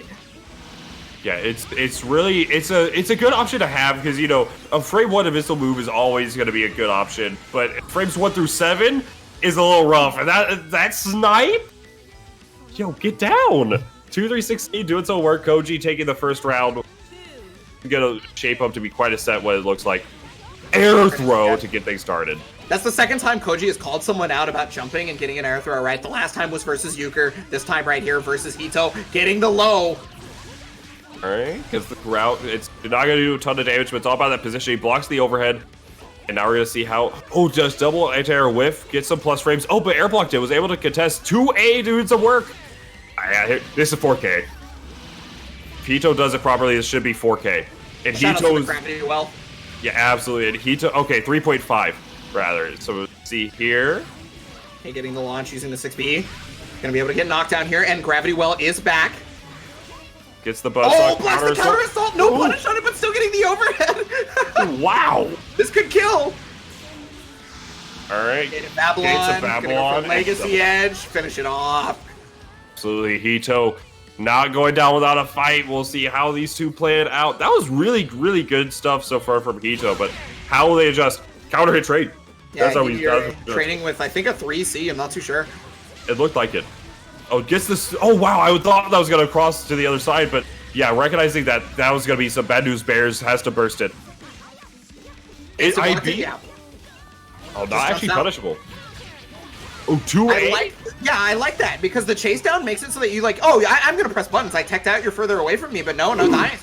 Still getting big counter hit though. That has some really, really long hit stun because normally you're not supposed to hit with it raw. But baiting the counter assault right there. Got a lot of bar, but blue beat. Oh, it actually wasn't willing to finish the route there. Just wanted to go for the reason. Counter hit. That could change the tides. Gonna be able to push to the corner. Just gonna get the full route here. Yeah, this is the 4K route. Oh, but Bear just drops it a little bit too early. Yeah, exactly. Is this death? If it drops. Dive from downtown, double low. Gotta check the toes. She can choose not to do the second hit of that. Yeah, she could cancel it into the flip if I remember right, or just special cancel or anything like that. But I'm not sure if she can cancel it at all. Actually, after if she doesn't do the second hit, I thought the first hit was not cancelable. Am I wrong? I don't recall. I could be mixing up tag and CF. That's gonna happen with a lot of these BlazBlue characters these days. Because no one tagged. Okay, the first hit is not canceled. Yeah, so I was right. Okay, so that's the thing right there is, but the mix-up is not that she can cancel it. The mix-up is, should I press a button afterward? And that's usually how you get hit by the second hit of 6C, is you try to either hold forward and press a button or whatnot. That could have been when it happened to Hito right there. Yeah, that definitely is probably the case, or like trying to up back out of it, just getting caught there. So we'll see the adjustments from Hito, but Koji showing a lot of this relentless pressure he's known for with this Mai and giving us the song. I don't know if this is a power up for Hito or if this is a power up for Koji at this point. What song was picked? I actually have music off. I can't hear it. Oh, it's Must Die. Okay.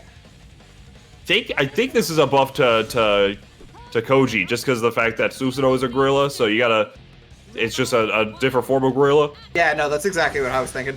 Definitely a buff to the gorillas. All right, so let's see how it's gonna happen. OD through the 4D, recognizing that's max range to get active flow. Guard crush, but able to air dash out. Great recognition of the hit state there from Hito. Gonna be able to get the knockdown back into the corner after a cross up, pushing forward and getting the low. That's hit several times at this point. I wonder if maybe Hito's trying to jump out. More than likely, it seems to be the case. I mean, we've seen where Hito tends to have a tendency to go for a lot of guard cancels, a lot of jump outs, so I imagine that's probably the case. Trying just to wiggle his way out of the defensive situation, but Koji started things off with a perfect. Nice. Right. We're really trying to make it to this losers finals versus Noctis right now. Got the burst immediately. Waited 16 years for that.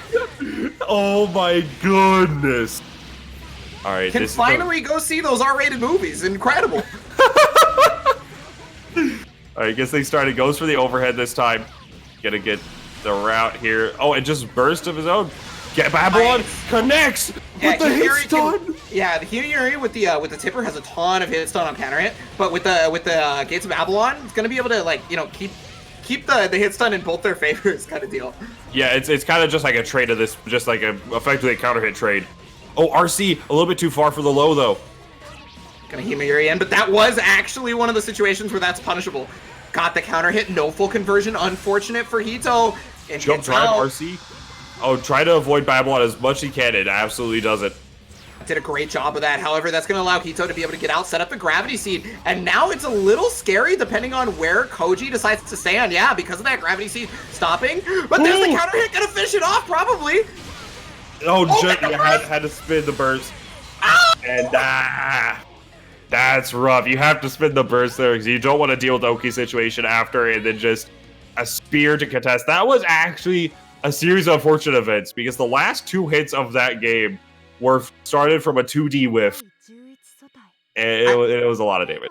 It's a big toss up to be able to wonder whether or not that burst was needed or not, right? Because like the Oki setup afterwards could have been difficult to deal with, or maybe it could have been like OD'd through and maybe you get a hit, but it's all hindsight, right? There's no way for Hito to have been able to tell in that situation, so tried to go for whatever the best option was at the time, which was to burst that. Which I'm almost certain would not have killed, but I mean, at least you get him full screen. But then Koji picking the proper option afterward to stop the 2D, killing it off, moving on to losers finals. Yeah, really good stuff from Koji. Great to see Hito play, securing that 4th place. And we'll see more Koji here in just one moment. We do have a video for you, so stick around and watch some CF.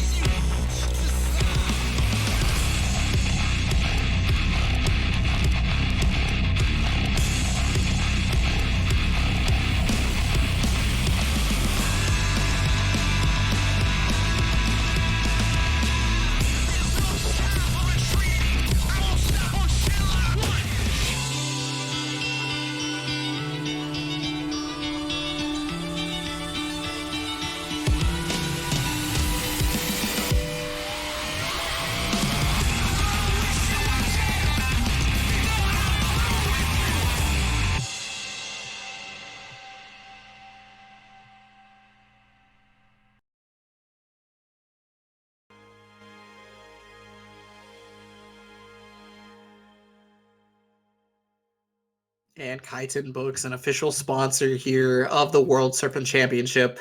If you guys want to be able to read at a 12th grade level, you got to be able to pick up some Kaiten Books. Ryugaki-san and Loner Life in Another World are their 2 titles that are being shown off just right now. They do have many, many other titles, but they're a wonderful sponsor for us here at the World Serpent Championship. So make sure to go check them. Yeah, we also have now sponsoring the event as well. Use coupon code WSC2020 to get 25% off any Blaze Blue merch. She's got plenty of it. She's got a couple good posters of your favorite waifus. You got a couple of your favorite characters and the charms there. I know my Azrael's right there. So definitely check it out. Use that coupon code and get sponsor that event. And it ends today, so make sure to check it out. Get that Sharpie comp loaded during this loser final. And again, unfortunately, we're going to end today this event, the World Serpent Championship, which has been the Global BlazBlue Central Fiction Online Major. You guys got to make sure you donate using the link below and using the link in the chat that I'm sure someone's going to put up, wink, wink, bit.ly/AFGC WSC. Unfortunately, COVID-19 has made things very difficult for a lot of us. So, and especially the Japanese arcades, American arcades, and whatnot. So we need to help everybody out, keep hand in hand with the rest of the FGC. So please donate what you can, as we're going to be going into these losers finals right here. The final set of matches of North America's PC side. We're going to have Noctis versus Koji, and Koji finally busting out the Izanami. Going Izanami. Interesting. So I haven't seen his Izanami all this weekend. I know he has had a lot of problems in this matchup from just playing with me. So I'm curious how he adjusts, because a lot of the... So there's the thing about Koji and about most my players is that he's too nice. He genuinely whenever I was playing him, like I went to a Tennessee local just to play him like a year or so ago. And I was saying, like, dude, you got to do, like, the ribcage fan oki. You got to do the cheap stuff. He's like, oh, I feel bad whenever I do that. Like, you're picking Izanami. Never feel bad. You're in a fighting game. If you're not being cheap, you're not winning. Yeah, no, you play to win. Don't worry about people feeling bad. Yeah, but, so I got to mention, this matchup sucks. It's super bad for Azriel, but we're going to see it. But it's like, it's a case where it's bad for Azriel, but it's going to really come down to how the Izanami really handles it, you know? Because it's a hard match for Azriel, but it's Izanami's matchup to lose, you know? So we'll have to see how this will work out between these two, what his adjustments have been in this matchup. I want to see a lot of 2B from Koji. 2B and 6A. Oh my god. Fireball? Yo, and it worked out. What a god. Koji looking out for the smartest. Gonna be able to get knocked down right here. Setting up Doritos. Okay, cool ranch. Yeah. Here we go. Yeah, was able to call out that backdash. Great awareness from Koji. Gets the mid-screen fireball set up. Sets up the ribcage bits. Baits the DP with the ribcage. Koji is on fire right now. Yeah, already with the nacho cheese set up on the ribcage. Super, super good. And just like side switching left and right every time, hitting on the overhead same side. These are new options I'm seeing from Koji, and I love them. Counter hit JC though. He's in danger state. He could just die. Yeah, like, that's this whole thing could be different. Okay. Oh, gets cross up JB. Yeah, that's the case. Is that if you're not like super on point with your ribcage options, or if you go into the danger state for whatever reason, in this matchup especially, you could just die. So great stuff right now. Koji is showing full control, but Noctis needs to really get started here. Not showing the Growler on Wake Up against the Bits, but it's really hard to deal with from time to time. Probably gonna need a Dispel. Oh no, goes to Danger State. No Dispel. Gets the command grab though, so that's gonna get stuff back. OD. Yeah, I really like that. So the command grab gets him a little bit of barrier back. OD not only allows for the combo here, misses the 6C2 follow-up. And the burst was graded! Girl! Oh my god, Kaien Books out here! Loaded from another world! Let's go! He's reading at the college level right now. God damn! He didn't rent the textbooks, he made the textbooks! I didn't realize he was a Kaien Books employee! Oh my god. I need some water after that. Yeah, I'm scared. I don't want to be stat biased, but the way Koji is playing right now, it brings a smile to my face. Just seeing the adaptation he's made in this matchup. So really good stuff. But Noctis, there are some options that Noctis can be going for that could help out with this. Some of the projectile Oki that he's shown can be growlered, and it can give you a chance to really contest more of the neutral. Really just needs to be more willing to show those 5A and 5Bs, just to really, like, you may get counter hit for it, you're gonna take a little bit more extra damage, but the risk reward is that you stop him from just running like this powerful train. You gotta stop him at some point, and the 5A hitting a little bit cross up, 5B hitting hella cross up is gonna be able to really contest these options. So we need to see a little bit more like jabbing out of this sort of pressure that Koji is showing. It can be so scary to go to those options though, given like what happens if he makes an incorrect read on it, then he gets knocked down and he just sets right back up, right? Like I understand that sometimes you have to take risks, but I understand why Noctis is not going for that. Yeah, no, it absolutely so makes difficult. It's also like we haven't seen much of Noctis being able to use that 5C or that 6C to really like contest the neutral, just because Koji's really not let the neutral get played that hard. Because right now, getting started with that, yeah, like we saw, trying to go for the 5C, gets called out for it. There you go. Oh, but didn't get the 5A instead. Well, got counter hit 5A, but not going to the correct route. Possibly thinking it was going to get it blocked, still getting counter hit, but yeah, the ribcage is happening, so any button he presses is going to be ineffectual. Yeah, I know, good, goes for the low. I really like that option of the falling 2B, because not only is it just a really hard to block MG jump low, but it also OS's the DP there. Great play from Koji thus far. No ribcage. Wow, did it go for ribcage? He's in danger state. He can't go for ribcage. Oh yeah, that's actually true. My bad. Then I'm surprised he just went for stand there against. But the OD for the 6A. Wow, I was just so surprised he just kind of sat there in front of a Noctis with danger state, not even trying to OS the DP. No. He sat there to make him bait the. Oh no! Oh no! That's 10, buddy. That's 10. No, Noctis.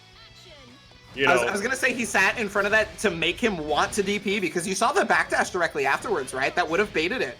But That's got the true. fatal counter. That's counter. huge damage. Oh, Okay, yeah, I was gonna say going for the hard route. Interesting.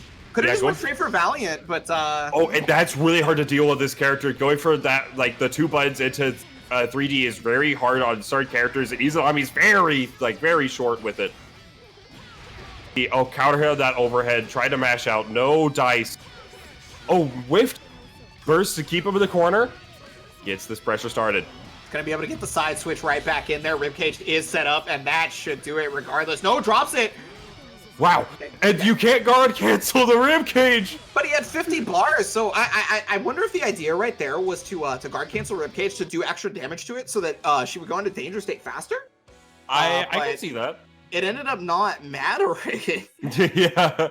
Like, I mean, that's the way to look at it is that could be the case, and if so, the pros of that would be that if the moment there's a gap and you go for a DP, if she's not going for like 2B or like blocking at that point, if she's in pressure, right, if not going for 2B, then that's going to be a good way to get like your turn started.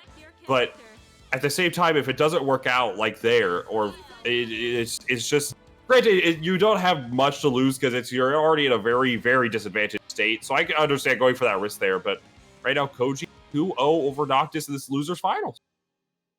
Yeah, it's looking really, really strong for Koji. I mean, yesterday I did get the pleasure of seeing the Izanami for one of the games, or one of the sets that Koji played. The one that ended up putting him to losers, actually.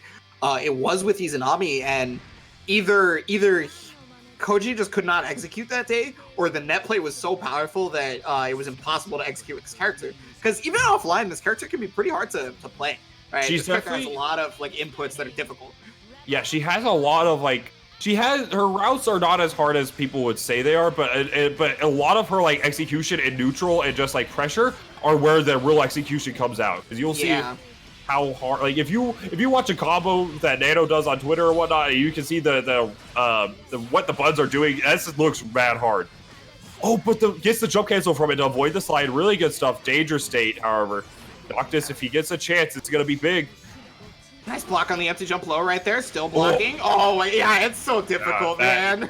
Nobody's blocking that. That's good. That's also something to note is the fact that these two, Koji's from Tennessee and Noctis is from like a Xanadu area. Yeah. So this connection is like good. It has to be pristine at this point. Yeah. Yeah. So this is probably like optimal situation to play Izanami. And now he's on set point immediately. Started with Ribcage. The dispel is an anti-air. Dropping the combo, but not really if you're not Tekken, right? Yeah, the hit, gonna be able to steal corner. All right. Oh, you had the option to Growler there. Didn't work out. Counter hit trade. He's gonna counter hit. Oh no. 6B.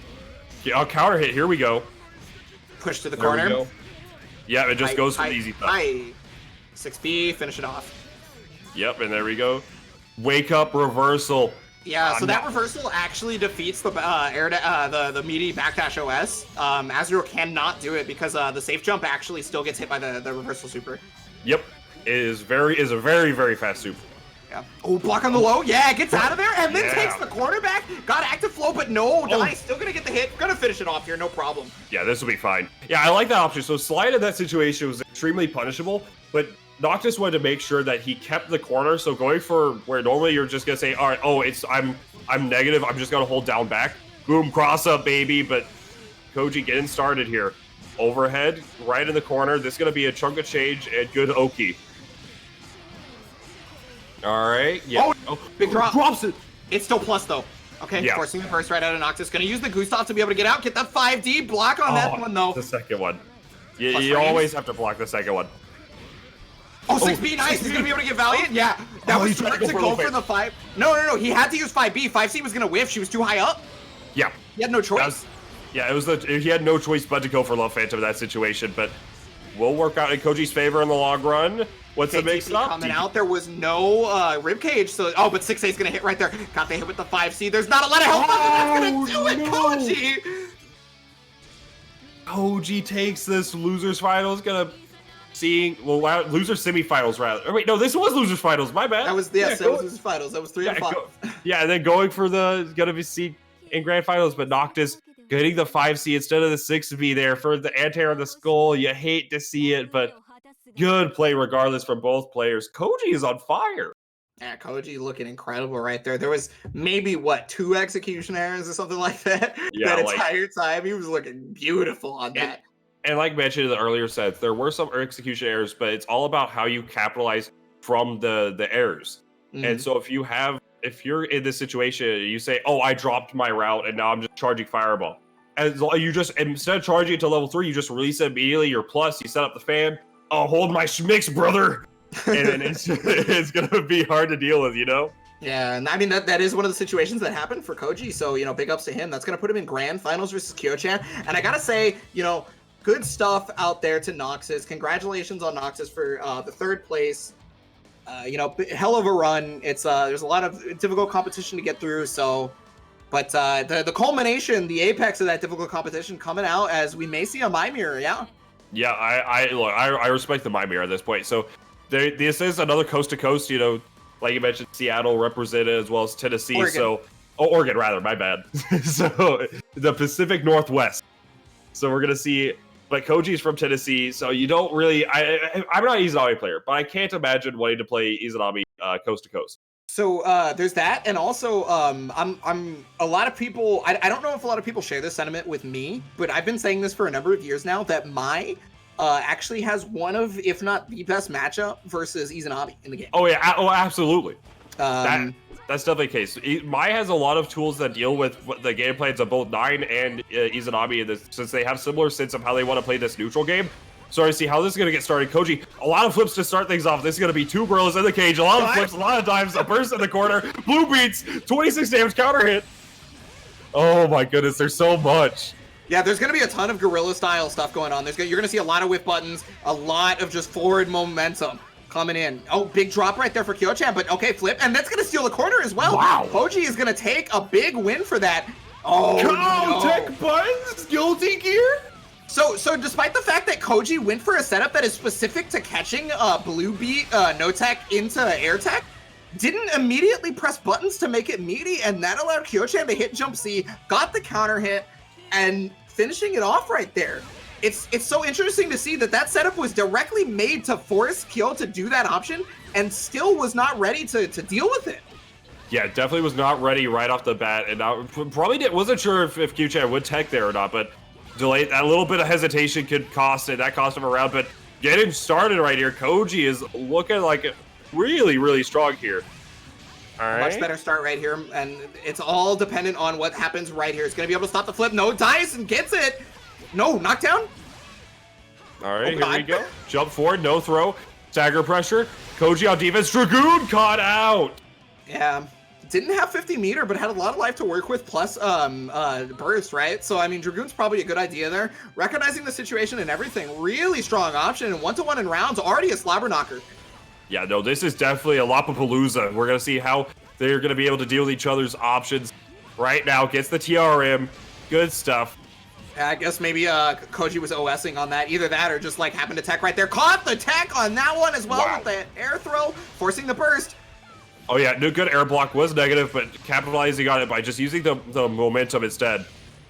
All right there. No catching the roll, nice. So Kyo-chan had kind of conditioned that, right? By doing no tech several times, finally rolling on that last one, and that's how he got out for free. Absolutely, you got to mix up all your options. Get caught by the low, hit with the own stuff. Now we're gonna see, drop, but then is able to convert from it. Counter out the 2C. Oh, guard crush in there. Good tech. Oh, a little bit too far out. Yeah, really fast. That's a 2C. That's gonna be a grip. But not a tipper though. I thought maybe I thought Akio was gonna go for RC after it, right? Because you don't need a tipper to get a full combo off that if you RC. Because when Mai hits with it, she retains the forward momentum, so you travel with the character after hitting them. Kyo had 100 bar, could have done it, still got the kill though, regardless. Yeah, still managed to close out, but that was definitely something to consider because usually, and I think what the thing is there is why she didn't go for the RC was because she's been like outside of this set in the besides the final set, she's like 100% for getting the tipper in that combo. So just the slight the slight little off put with it, she isn't really like ready for it. And plus, whenever it comes to the tipper, like mentioned, you don't need to RC it. So really just was confident in her tipper placement, but that time, just needs to go for an RC for the guaranteed end all be all route. Yeah, still working out for Kyo-chan, regardless of what happens. So, because it doesn't really end up mattering, as she's going to go up to the first game here. And remember, Koji is the one who has to win 2 sets. Kyo can just win 3 games and be done with it. We'll see now. Oh, and the color swap. Mm-hmm. Here we Coming in go. with the brunette. There we go. This is a good color. Red versus blue. Let's go, Sarge. How are we going to see? Somebody call Riley Rooster Teeth. Oh, counter hit JC. I will never get used to the fact that that ground splats. Yeah, for whatever reason, it's OTG stayed on counter hit. I don't know why. Yeah. I'm definitely watching Kagura versus Mai, and there's basically the same button, but one ground splats on counter and one doesn't. Very unfortunate, but what's not unfortunate right now is that Kyo-chan's getting real started against Oh, the call out! Yeah, that covers a couple of things. That covers meaty on the on a wake up, and it also covers the 2-1-4. Gonna be able to finish it off here, nice and easy. I'm pretty sure. Yeah, just go for the EA. There we go. We're going to see some good start from Kyo-chan. Just wants to get through this grand finals, but will Koji have anything to say about it? Yeah, definitely trying to speedrun this, right? Trying to get us into that NA PSN top 8 as fast as possible. So we'll see how he's going to making sure this does not run on FGC time, Kyo-chan. But Koji wants that reset. Wants that 30-minute grand final. Counter hit trade on the JCs. Gorillas, man. Queen of gorillas. Absolutely. Knockdown Recognize here. its corner. Doesn't need to go in for anything. Oh, wow. Trying to go for an option. Got called out for it. Lunges here. Some lunges there. Yeah, I was whiffing a bit too many buttons on that. Got hit by the Super Kyo-chan, having pretty much no health left. Still, however, got OD. 50 bar. Any hit could actually probably kill. Oh, yeah, no. Besides that one. But the confirm it to the low, absolutely. I meant for Kyo-chan, because of the resources that she had. She even could have killed off of a hit. Oh, But, absolutely. yeah. That's actually true. So now we're going to see tying it up 1-1 in this game. Good first on that hit. Yeah, does it you're not gonna probably see that until like in this match, and also just opting to control the momentum right away. Counter hit on that JC, working out in Koji's favor. Drop combo. And that's gonna allow Kyo-chan to get a hit of her own. Okay, trying to set up the meaty. Yeah, so that is a 50-50. I really like that option coming out from Kyo-chan. Oh, okay, wow, counter hit. To get out. Oh my god. Oh my god! Again! Caught the roll on that too. Was looking for the burst. No dice right there. 2C is not going to connect as the JC kids. There's another same situation right there. Forcing the burst. A lot of bar for both players. Yeah, just backs out. All right, here we go. Got the JC. That should be able to kill off the Dragoon right there. It is 1-1. Wow, just barely connecting from the Dragoon. Yeah, if the first hit connects at all, they're in that little float state. So, and then the second hit, obviously, it tracks. Wow, so it's going to be able to make it work regardless. Yeah, that was a really, really good confirm from Koji. I mean, that was like, if you have the hitbox viewer on, that's just barely connects. Like, that, oh my goodness. That was some good stuff from Koji with that confirm. Let's see how this is going to work out. Still going into game 3, 1-1 apiece. There's only one other character that I could think Kyo would play, and I don't even think that's ever going to happen. Like, I'm pretty sure it's all Mai all the way. Yeah, I haven't seen her play any other character besides Mai.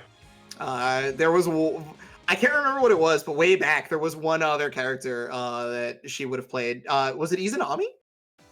I think it might have been Izanami. I'm not 100% sure. I forget. Look, if we're going by her tag in the game, I don't think it's going to be Izanami. You'll have to see it after, but... Yeah, but who knows? I'm not entirely sure. Yeah, it was 9. It was 9. Yeah, you're right. Oh, and what that that ties in as well. So that makes sense. 9. I was just trying to remember because it's been such a long time. You know, she would not bust out 9 versus me. She would pretty much only play Mai.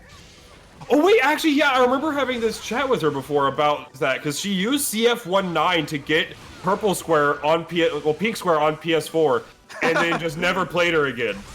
That's godlike, actually.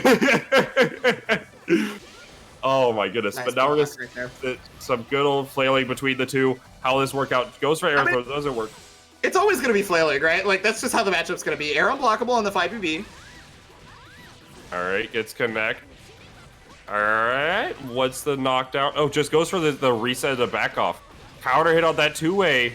I guess maybe Koji was looking for a metered reversal due to the fact that back off a nice flip to beat the option right there. No plus frames for you, son. Finishing it off right there, Kyo-chan. Yeah, didn't even need the corner in that situation, but you got to make sure you're getting your optimal route. Good stuff from Kyo-chan. But this has been the trend. Usually Kyo-chan gets the first game, Koji comes in for the second, and then it's a slobber knocker for this third one. Now this worked. Mediocre on this after the spear chuck. 2C coming out, full conversion off this, easy money. Was not able to get the tipper yet again. Okay, another overhead. Yeah, plus frames just respect it. 2C, no respect for it. Oh, and the burst. Well, actually, that makes sense, yeah, because you can't let Q-Check get anything started at this point with this life lead. Yeah, it is the last round on that, which I guess trying to look for a roll, but K is able to punish the 2C. No full conversion, unfortunately, just dropped the combo. Yeah, plus frames with the RC. Oh, counter hit and trade from it, and now using the flip to get it right out of there. Oh, I'm trying to go for the tick throw, just flipping right out of it. Bro, they are flipping! There it is. Oh my goodness. 2-1 right now, Kyo-chan. That was a great play from Kyo-chan. 2-1, like mentioned. This is honestly just a slobber knocker. Both players are playing incredibly well, playing around each other's options. Honestly, it's kind of funny because you see where Kyo-chan will go for earlier where it was the air dash JC cross up, non cross up for running under, and then you see Koji saying, "Oh, that's pretty sick. Let me do that too." and vice versa. You kind of alternate between each other's Oki to hitting each other with their own stuff. It's very interesting to see exactly how the two are developing off of each other in this set alone. Yeah, mirror matches can be a funny thing like that, where either you learn something on the fly versus somebody doing it to you. So you're like, oh, well, I mean, that's my character, I can do that. Or you've always had it in pocket, but they did it first. And so you're like, okay, well, I guess now I can bust it out. Yeah, thanks, Art, for that raid. 11 people, if you're all just tuning in, this is Grand Finals 2-1 on the winner's side here with Q-Chan. But Koji's trying to reset this bracket still, but right now, set point could be going Q-Chan's way. She's also changed the color literally every game. Yeah. So that's the second best color versus the third best color. That's true. Yeah, the first best color is Cajun Fakon. That's my wifey. That's my wifey. I can respect it. Mine has very, very few bad colors. I guess that's fair. Let's see how this will work out between these two. Just some stagger pressure between them. Counter hit. This is going to be big for Koji. Yeah, I like the idea from Kyo-chan to use the flip to try and get out, but Koji was ready for it with the JC and also ready for the no-tex, just taking as much damage as possible. It's just it's the combo that never ends. This infinite is sick. Yo, it's a pot infinite, dude. The black meat combo video? Yes. Do you remember the PSP Ragnar combo video? It was godlike. Oh no, big whip right there. Huge counter hit damage. This could kill, actually. Alright, this is gonna be big. 100-meter on deck, double, super, 2C into Dragoon. Even meet the OD, goddamn. I mean, look, 5K is 5K. 5.5K out here. I'll tell you what, it's the set. This could be the set point. Bobby, it's the set point here in the Grand Finals of the World. What is it? Serpent World Championships, where we are sponsored by Propane and Propane Accessories. As Kyo-chan gets the JC right here. Okay, excellent conversion there, Bobby. What do you think about that? Well done! Well done! That first got taken, and that's gonna do it! Dad, that's all got taken, and that's gonna be the Grand Finals. Going to Q-chan! Great play for Q-chan, though, all memes aside. Wow, that was... That last set was go. Everything went right for Q-chan. Goddamn! Oh, where else are you gonna get the Texan Grand Finals? But nobody's from Texas. Damn, I can't believe Oregon just won the World Serpent Championship. Crazy. But great play for Koji, getting that second place. That was a really fantastic top 8. Oh, that was incredible. And I mean, Kyo-chan looks so strong, easily deserved the win, just without question. And that was a great set, but it looks like we will have some words from the leader herself, Shigzama, coming in the call. Everybody kneel. No, she's not gonna talk. Oh, there she is. Hey everyone, how y'all doing? I hope y'all enjoyed Grand Finals for our NAPC side. I'm Shigzama here. Just want to say thank you to everyone for tuning in. Thank you, Isaiah, Bojack, Final. Thank you so much. In about an hour from now, I believe, let me double check my time zone. Mm-hmm. In about an hour, we'll have NAPSN. Our charity drive will be up until tomorrow, so if you have the extra change to spare, go ahead and donate. Let me put that in the chat real quick. Yeah, we're currently at $1,900. Let's push it up to at the very least 2,000 before PSN top 8 starts, guys. You know, get that link in there. Please tweet it out. You know, if you want to help out with us, use the hashtag WSC 2020. Let's get this donation drive going, please. Yeah, I definitely had some technical difficulties in EU side. My mic died right when I went to EU top 8. I'm like, oh no. So I'm using my laptop mic. Yeah, okay, that makes sense. But yeah, congratulations to top 8. I'll ping everyone again in just a moment to get started, or we'll get setting up for any PSN. Literally everyone, like from NetPlay, like all the NetPlay TOs got together and we like set this up. Just gonna drop this link. Make sure you join their stuff. It's gonna be a hot second before we get back to our normal sides, going to locals and stuff. So do check out any of the NetPlay series out there. There's literally something for everyone. I think that's it. Again, thank you so much, and we'll see you in about... Yeah, so again, just like Chick said, thank you guys so much, and just a big thank you to Chickzama herself for setting this all together, and also the big staff. I gotta thank our streamer here, Final, for doing the big work, streaming, forcing you guys to listen to our voices here. But yeah, I've been Hank Hill. Yeah, and I'm Bobby Hill. Follow us on Twitter with at BB and at Bojack198. It's really weird out here, God damn it, Bobby, that's not our Twitters.